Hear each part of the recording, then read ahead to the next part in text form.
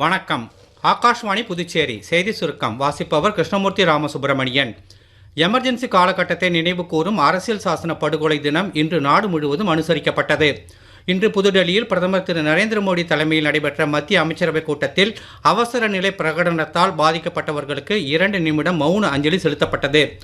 ஆக்ராவில் சர்வதேச உருளைக்கிழங்கு மையம் அமைக்கும் திட்டத்திற்கு மத்திய அமைச்சரவை ஒப்புதல் அளித்துள்ளதாக தகவல் ஒலிபரப்புத்துறை அமைச்சர் திரு அஸ்வினி வைஷ்ணவ் தெரிவித்துள்ளார். மத்திய உள்துறை அமைச்சர் திரு அமித்ஷா த emergency diaries years that ஃபோர்ஜ்ட் a leader எனும் புத்தகத்தை புதுடெல்லியில் இன்று வெளியிட்டார்.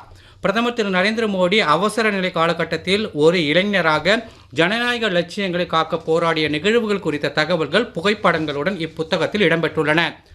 அவசர நிலை பிரகடனப்படுத்தப்பட்டது ஜனநாயகத்தின் கருப்பு அத்தியாயம் என்று மத்திய தகவல் ஒலிபரப்பு இணையமைச்சர் டாக்டர் எல் முருகன் தெரிவித்துள்ளார்.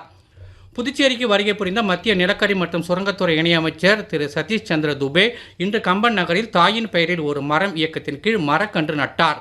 புதுச்சேரி அரசின் கலை பண்பாட்டுத்துறை சார்பில் அரசியல் சாசன படுகொலை தினம் இன்று அனுசரிக்கப்பட்டது. கருவடிக்குப்பம் காமராஜர் மணிமண்டபத்தில் இன்று மாலை நடைபெற்ற நிகழ்ச்சியில் துணைநிலை ஆளுநர் திரு கைலாஷ்நாதன் கலந்து கொண்டு உரையாற்றினார்.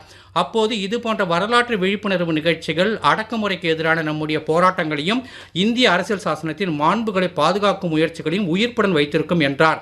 நிகழ்ச்சியில் முதலமைச்சர் திரு ரங்கசாமி, சட்டப்பேரவைத் தலைவர் திரு செல்வம், உள்துறை அமைச்சர் திரு நமச்சிவாயம், கலை பண்பாட்டுத்துறை அமைச்சர் திரு PRN திருமுருகன் உள்ளிட்டோர் கலந்து கொண்டனர். இத்துடன் இந்த செய்தி சுருக்கம் நிறைவு பெறுகிறது.